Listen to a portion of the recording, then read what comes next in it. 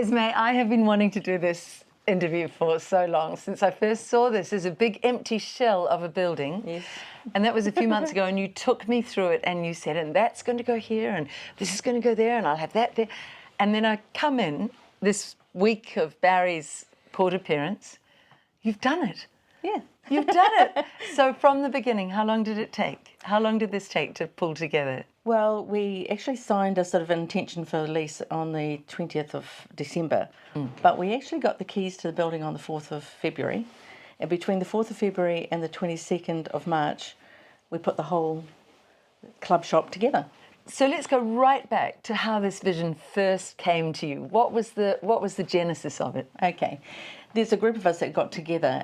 We first assembled on the 5th of September in 2023. And we just met at a coffee shop, local coffee shop down by the beach. We then became a group that was too big for that venue, and we moved into another venue called the Old Mill. But what was the idea behind the group? How did that first meeting come about? A couple of friends of mine, we'd gone to a meeting in Petone that was around New Zealand Loyal. Okay. We sat there and we thought this is not really relevant for us because it was all related to Wellington and the hut. Yes. And so I just took my leave and said, look, excuse us, but we're going to head back to the Kapiti because we need to increase Kapiti Loyal's profile in the Kapiti. So came away, and three ladies who I didn't know just gave me their phone numbers, and then I felt responsibility for the fact they gave me the numbers.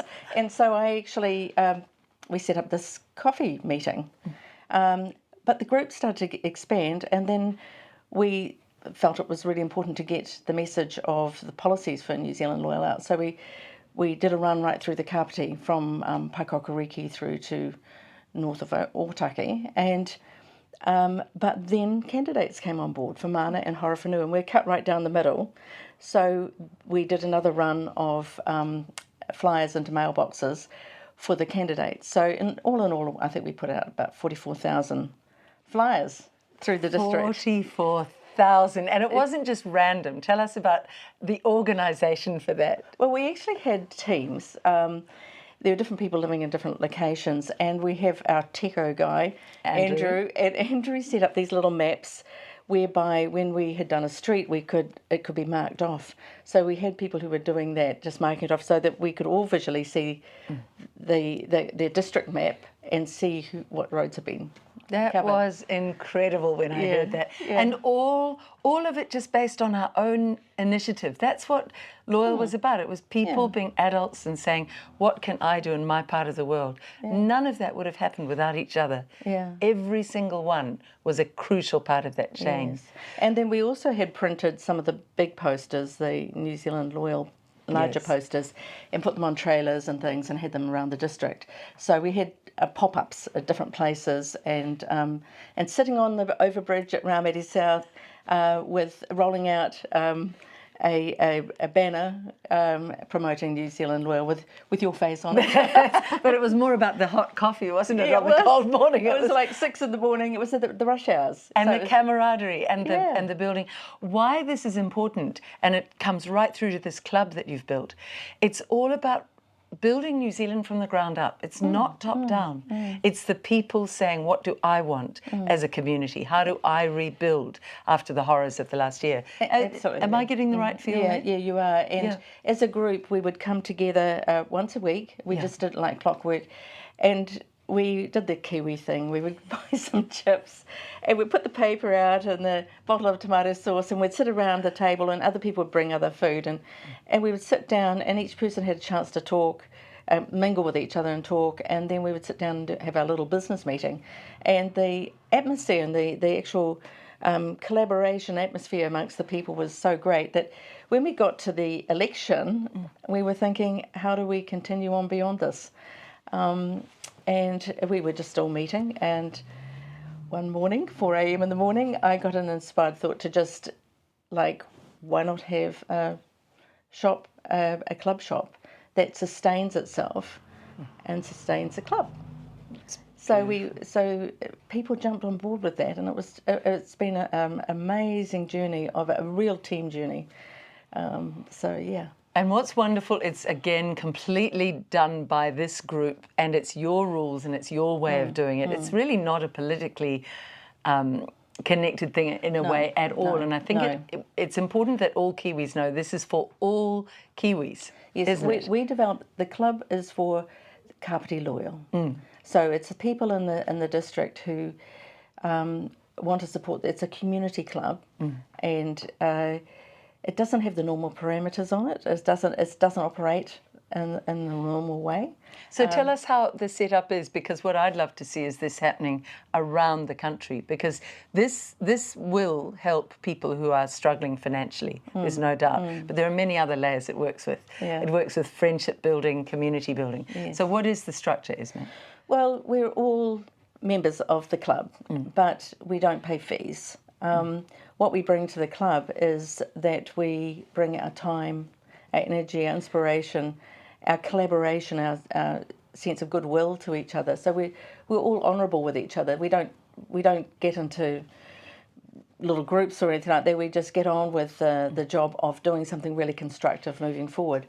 It's something that people have a lot of difficulty sort of appreciating, that we're all volunteers, so there's no paid members at all, and we all bring what it is that we're best at, and we bring it as little or as much as we want. So it's a real challenge, because when you're working with volunteers, people give from their own sense of heart, not from because they're told to or asked to, or there's some sort of directive in it. That doesn't exist in this. It's a free will thing. I was at your meeting last night, and I have to say, Esmé, the way you run it, it's as if you see each of the people here in their own, for their unique talents or gifts that they bring. And it just felt as if you're, I hope this is a compliment, because I mean it as a compliment. You're like this beautiful mother hen, sort of looking after all of the ones, very aware of everybody who's here, not imposing, very much inspiring.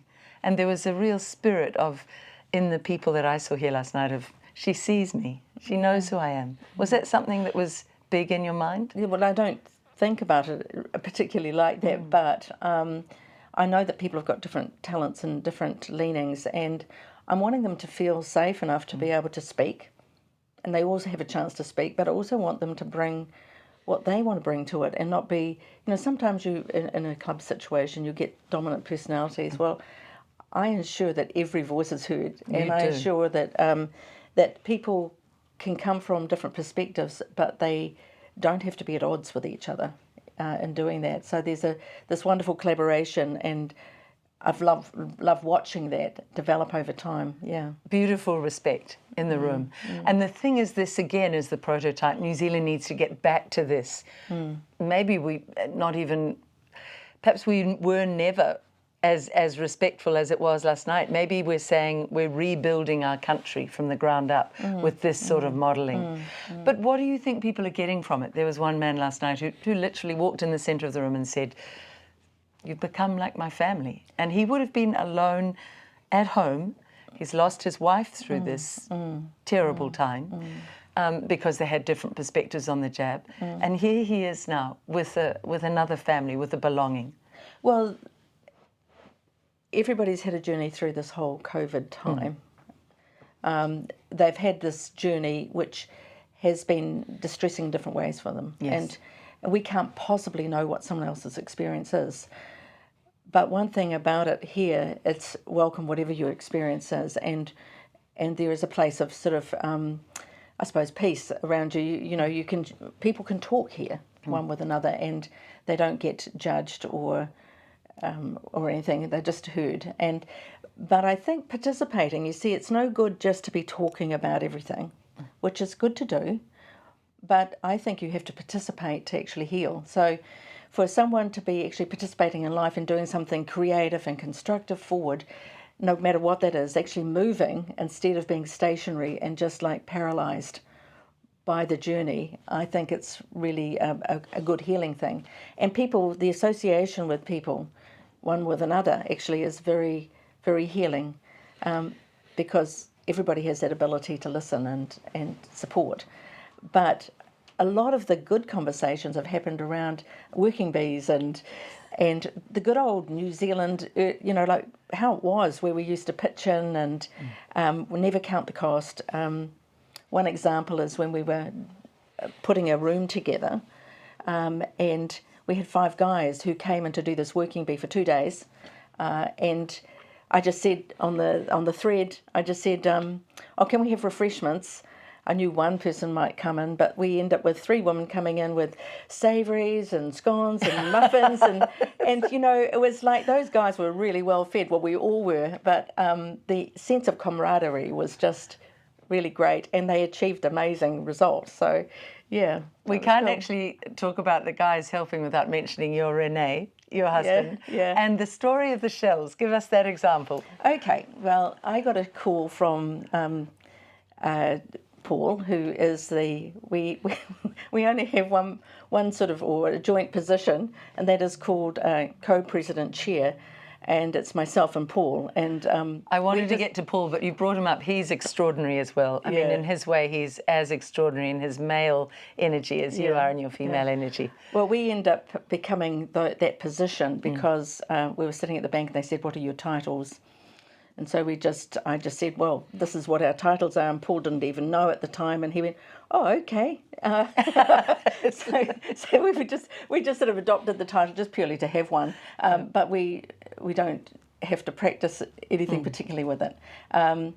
So. But you're joint leaders, really. Yeah, joint leaders, a male, female sort of thing. It works really well. Yeah. And then we had Paul rang up and said, "Oh, look at Trade Me." So Paul said, "Look at Trade Me." So I did. And there was this shop in Auckland that it was a children's shop that was for clothing, and all the linings of it they wanted to sell. And I paid the reserve, which was, a bid, the reserve, which was $1. And linings being all the shelving, drawers? All the shelving and the drawers and all the fittings and everything. And I paid the reserve, and 12 hours later, I was still at the lead of the bag at $1. So I thought, I don't want to deal with this guy in Auckland. I don't know who he is. And so I called Paul up and I said, "You need to bid." So he bid $1.50, and then it closed. So I paid him physically $1.50, and we made a joke out of it.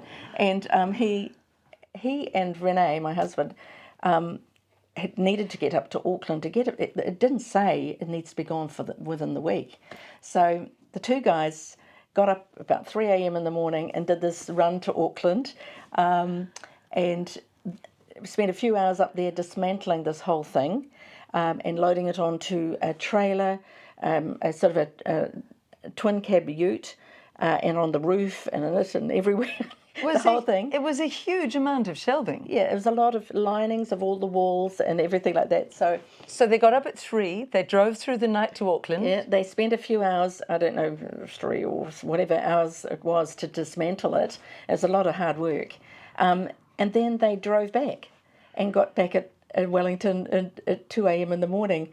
And Renee's job was to keep Paul awake. So the guys had a wonderful time of talking the whole night through. Yeah. But I have to tell you this is so funny.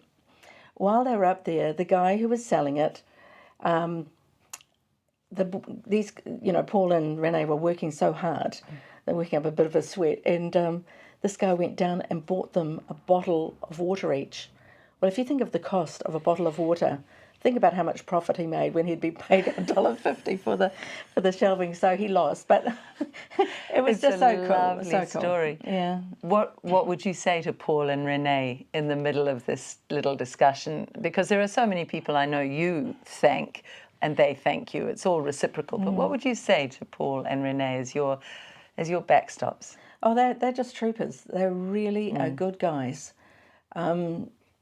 I love Renee dearly, of course, but Paul is a great guy. He works really hard. He's got a great mind on him, very industrious. And, when we have the working bees, he just naturally sort of takes the lead with the guys, and it comes together.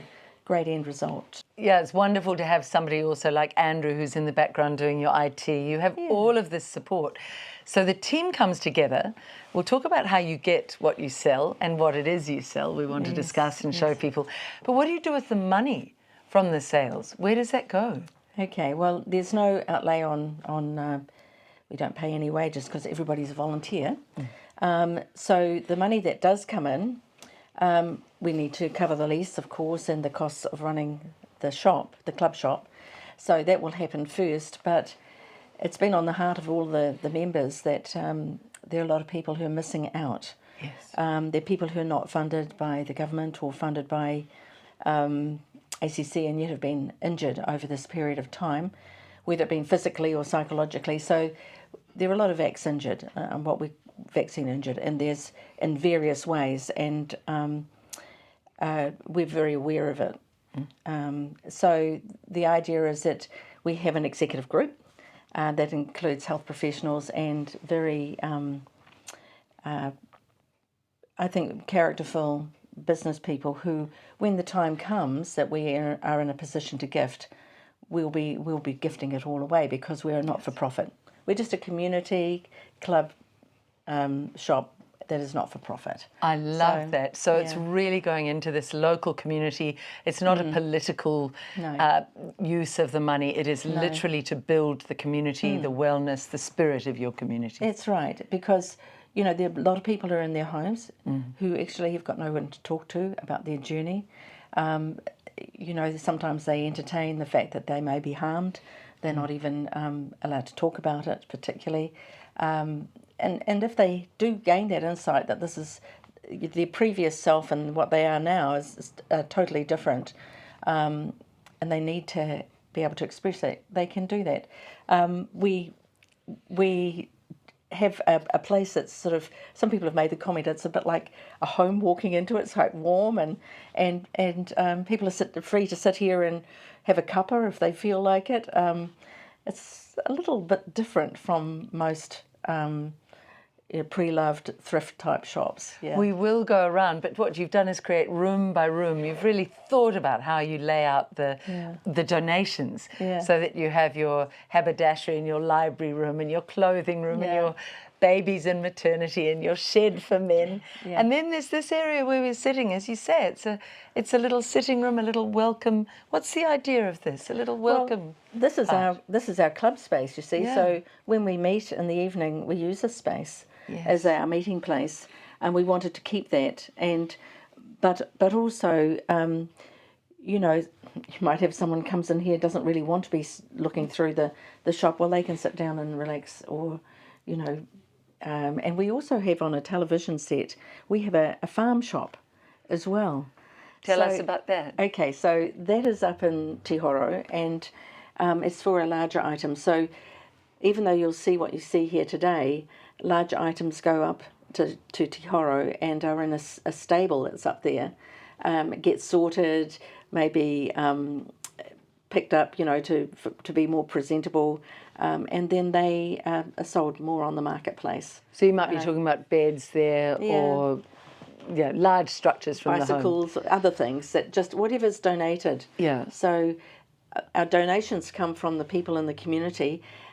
We have not advertised for those necessarily, but people are being so generous. They're sort of picking up on the vision and just running with it. Because word of mouth is going around. Word of mouth. And tell us about the donations, the quality of the donations. I'm staggered personally by, for example, the curtains, all lined. They'd be brilliant for warming a home that's cold. Brilliant. Absolutely. They're top quality. They have been in homes that have been like for older people who have actually had to move from their home into maybe more supported living.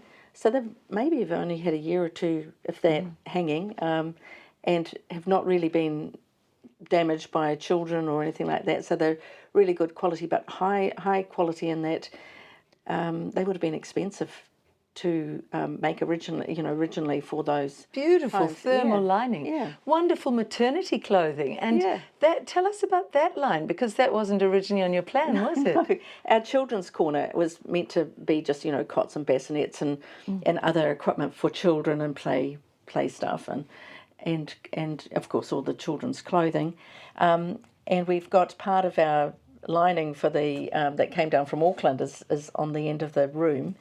I thought we were going to display children's clothes, but then this amazing array of maternity dresses, jeans, tops came in. Bras to enable feeding bras with babies?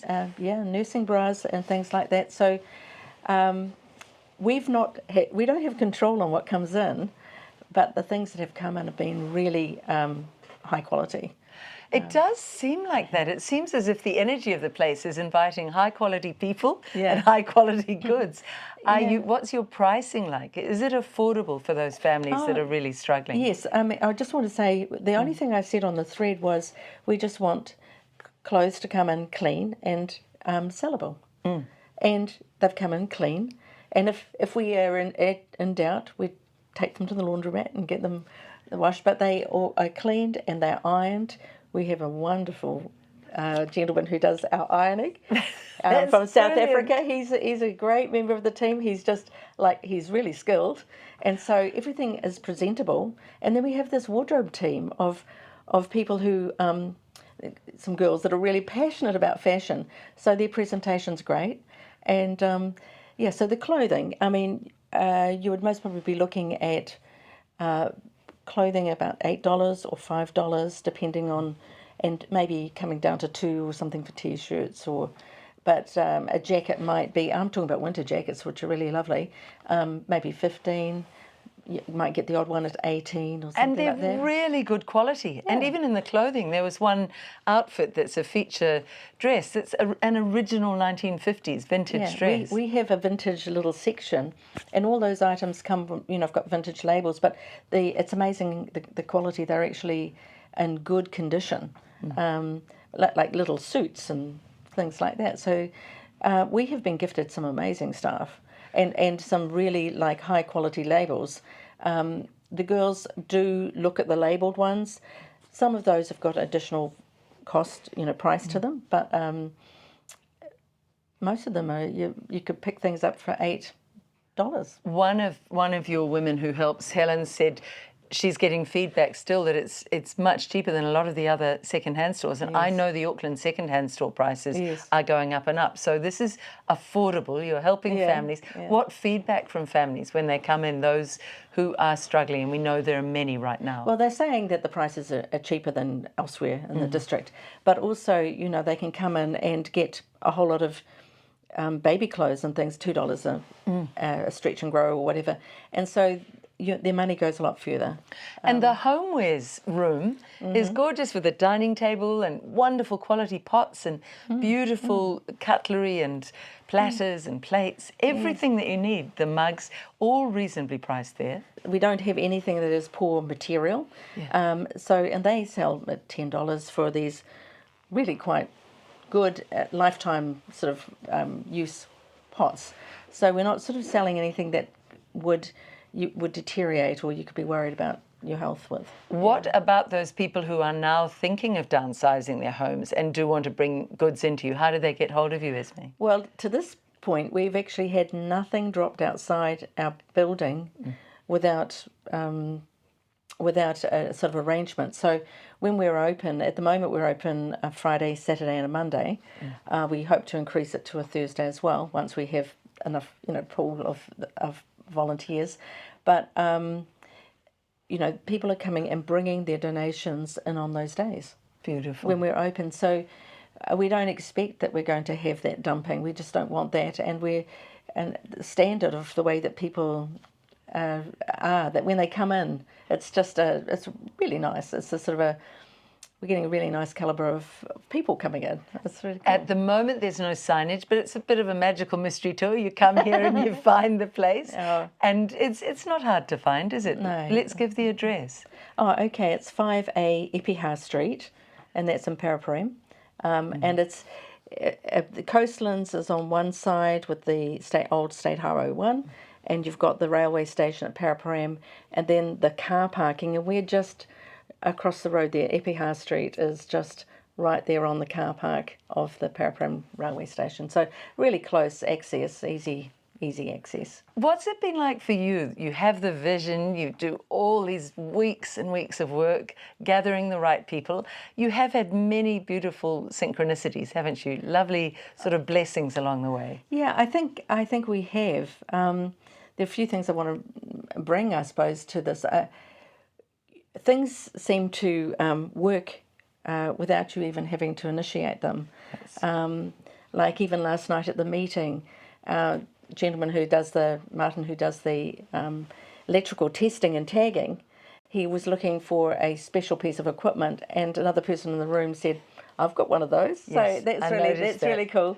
Or you needed a large shed, and there were a couple of, I know someone who knows someone. That's right. Because that's the Kiwi way. Now, the reason why we need the shed is because we've got 2 Year 13 students from Kapiti College who are doing a 3.6 mural by 2.4 mural to put on the outside of our building for people to come over and take their photograph in front of the word Kapiti.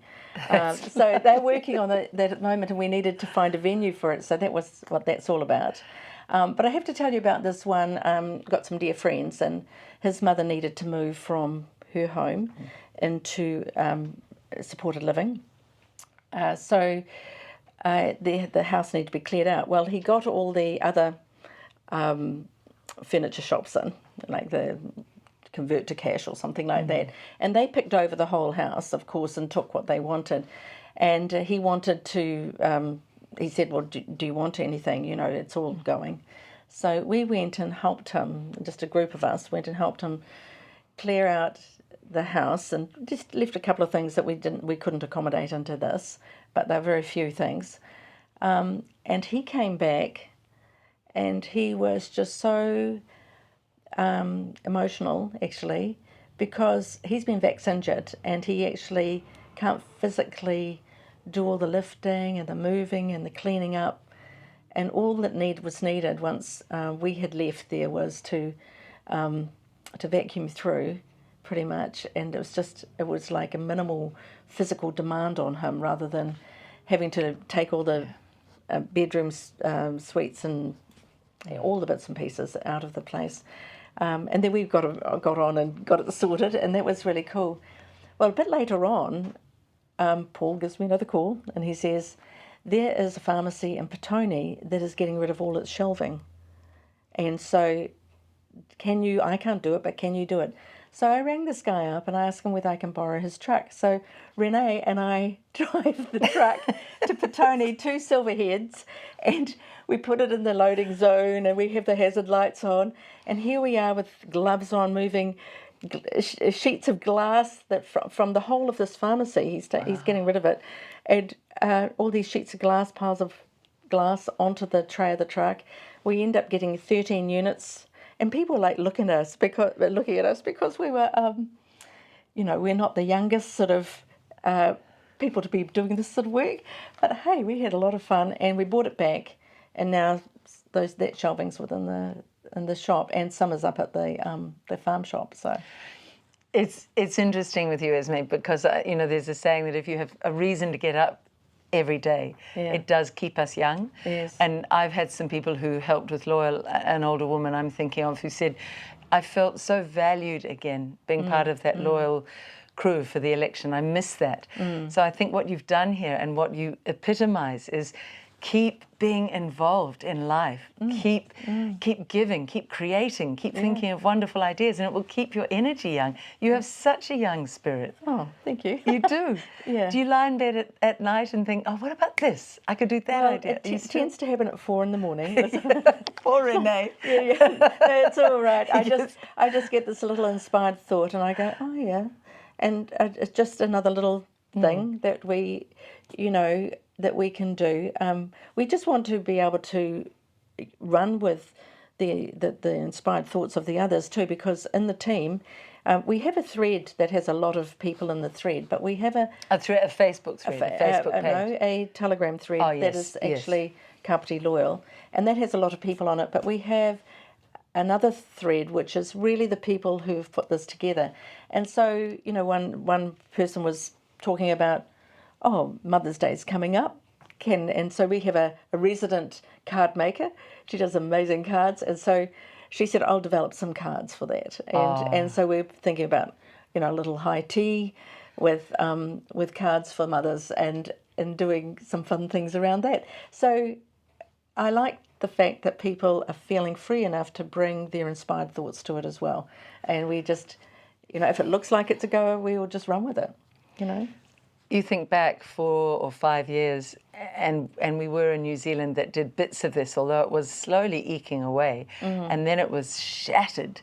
That New Zealand where we were all told to keep away from each other, to tell stories about each other, to tell tales to the authorities, to condemn and judge one another. It was so shattered under Ardern. This is so crucial, and it's a theme for this interview. You are rebuilding. What you are doing here is a stone in the pond, and the ripples will go out. So, Esmé, what would you say to somebody listening to this interview thinking, I'd love to do that in my area, but where would I start? How would I do it? Could they contact you and talk to you about it? Absolutely. I'm happy to support anybody who is wanting to support their community. And I think we have to get away from this highly critical spirit of one with another. We've got to honour each other, and we have to be looking forward. Forward, but also looking for the things that people, the best of what they can bring, and just encouraging that to come forward, because a lot of us have, well, not necessarily myself, but a lot of stuff has been squashed down. People are not functioning as they used to, which involved a lot more spontaneity and involvement and commitment. And I'm finding that within the group that it is a very collaborative process, but we also speak well of each other, and we actually like each other. Yes. And I think that's a really good thing to have within the community. So I'm happy to support anybody who wants to do something like this. And it wasn't painful. It was hard work, and you were constantly thinking about it, but there was a joy to it. That's my impression when I've talked to you. Well, I don't feel particularly stressed about it. No. We don't have, financial backers that are sort of like feeding money into this thing to make it happen. It's a case that you budget and you work out your priorities, and people are bringing all sorts of different things to it, but it all works out. It has a funny way of working out. Yeah. What's your vision, Esmé? I think your problem is going to be that this place will need to be expanded quite soon into the back or into a larger premises. Well, we could duplicate this. I think. You could. Yes, but I think that this was quite a good size building, and it's really filled up. But I think we need to think about now getting some of our stuff out cheaper to the people, so that our profiles, people know about us more, and that they can get access to things cheaply. And supporting people more in the community. I could see this being quite a weekend destination for families. Let's go out to Kapiti and check out what's it. Yeah. Because give us the whole name of it. What is the title of it? It's called Preloved Emporium Kapiti Loyal. It's beautiful. And that's what we are. We have had one family. We've only been open since 22nd of March, and we've had one family that's come in 4 times. Initially it was to get the Levi jeans for the girls, teenage girls, and then mum came in, and then they've got someone who's got triplets coming, so that was all the baby stuff. And then last time it was the 3 women, the 2 teenagers, and Dad came. And the 2 teenage girls fitted out Dad with his clothing. So it's like a family place to come and visit. They keep on coming. That's really nice when you get to know them. You mentioned maybe some others, but get this one up and running first, but you're open to expanding it if this works as well as you envisage? I'm open to supporting people within their communities, but I do think it needs to stay within their community. So it would be more like a mentoring role to support, rather than actually physically having to be there all the time. But I'm quite receptive to supporting people in this, in establishing this type of thing. I'm really fascinated, because I think New Zealand must go from this horrific centralised model where people are being are left feeling they don't matter, to what you're doing, which is massively decentralised, get little initiatives going at our community level where everybody involved matters. Yes. That will revolutionise this country. Yes. Well, the people within this club that are working with this project are happy with it. You can feel that. Yeah, I mean, you would have noticed that last night. Oh, it's lovely. And finally, any regrets, Esmé, or anything you would do differently so far? Or has it pretty much been as you envisaged it all those months ago? Well, the thing that you have to stay is flexible. Like, even though I had a bit of a vision, I didn't know how it was going to roll out. You don't know what's coming through the door. So you've got to be able to flex mentally with it. So, okay, that doesn't fit there, then you need to move something else somewhere else, and then suddenly you get an influx of something that you never expected would come in the door, and then you just accommodate it. You find a place for it and accommodate it, and but it's not been disturbing. It hasn't disturbed the vision of it. It's actually just added to it and created richness. So, no, I have no regrets at all. Has it been healing for you from the last 4 years? I think so. Yeah, I think so. You know, I experienced disadvantage in a big way through that whole COVID thing. And it's almost like you need to get on the bike again. You need to get going again and be doing something constructive.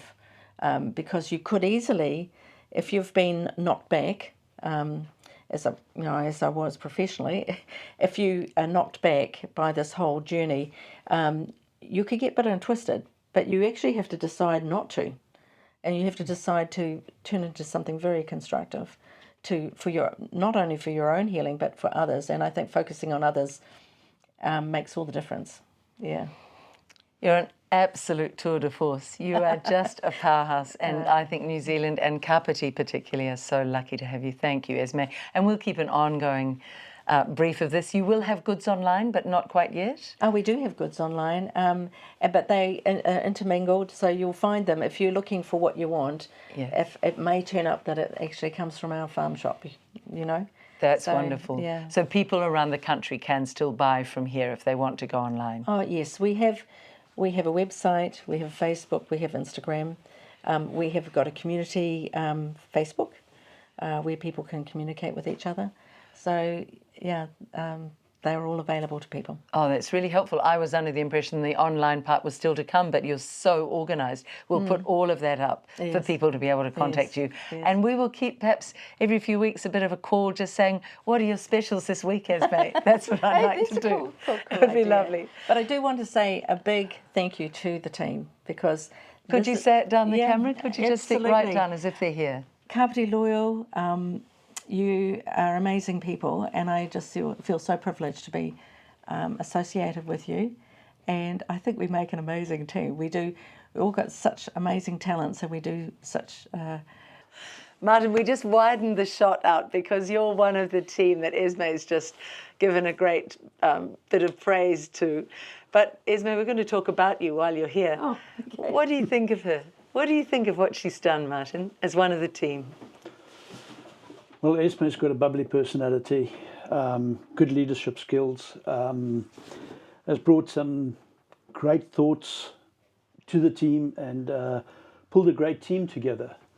And I think everybody really adores it because there's love, there's fun, there's laughter, kindness and gratitude. Yeah, it's just been awesome. For you, personally, what has this meant? Because many Kiwis have suffered over the last 4 years in our different ways. What's it meant for you personally to be rebuilding with a community, helping to rebuild that community, actually? It's been fun. It's been challenging, uplifting. It's getting to know people, getting to know your neighbour and to share things. There's a lot of depth in it. I'm not for Do you look forward to coming to the meetings? Do you look forward Meetings are fun. Yes. I enjoy listening to what some of the other people bring to the meeting, go home and I ponder about things, and that was actually a good point. That was excellent. And the laughter, the getting together, the bonding, as you know, and rubbing shoulders, is just good. This is the way to rebuild a country, don't you think? It's excellent. Yeah, and I appreciate it, because coming from South Africa, being away from home. Yeah. It's lovely. And what about any goods? Have you bought many goods here? Have you bought many second-hand goods? I've been ironing out certain things, but... I wanted to mention the ironing. I'm very impressed that you are a good ironer. I was... Okay. You got me off guard. Anyway. I was talking about iron out different things. Not ironing. There we go. There's a lovely connection. You've been eyeing certain goods, but I'm talking about ironing. Yeah. Can we give you away as the secret ironing maestro? Okay, I have to admit, I have to confess. How did you get to be so good at ironing, Martin? Well, back in my younger days, I was in the military in South Africa, and we had to iron our browns and uniform and everything like that, and it's just taken off from there. I mean, even as a kid growing up, we had to help with chores in the house. We didn't have sisters, and Mum couldn't do everything, so we were 4 brothers, and part of that was just getting into our household chores. You know. So it's a little bit like that here. Yeah. It's a little bit like that family feeling. So what would you say, just to finish, to Kiwis who are thinking, I wonder if we should do a weekend trip out to that Kapiti Preloved Emporium? I think they should come, because there's a lot of fun and laughter. There's a lot of things in the Emporium. Come and have a look. Come and see the excitement. Come and see the joy. Come and see what it's about. That's beautiful. And the days that you're open, are you here helping? I am from time to time. That's on a Friday, Saturday, and a Monday. From 10 o'clock in the morning till 4 in the afternoon. And it could very well grow as more and more people come in and more want to volunteer. Well, that's our hope and our wish that it will grow. Yeah. Lovely. It's beautiful. I just have to say something about Martin. He's a trooper. He comes in and he supports. He just comes in and says, what do you want done? And of course we've got these influx of things that come in, and he just gets on and he does whatever is needed, which is really cool, because you know there's a bit involved in running one of these pre-loved emporiums, thrift shops. So you know he's very good with like throwing his hand at anything. It's good. Lovely to see the interaction here. And nice. this epitomizes. Thank you so much, both of you. And thank you, Esmé, for what you've started here. Yeah. And may this go around New Zealand. May this start up in many of our communities. Beautiful, beautiful inspiration. Thank you.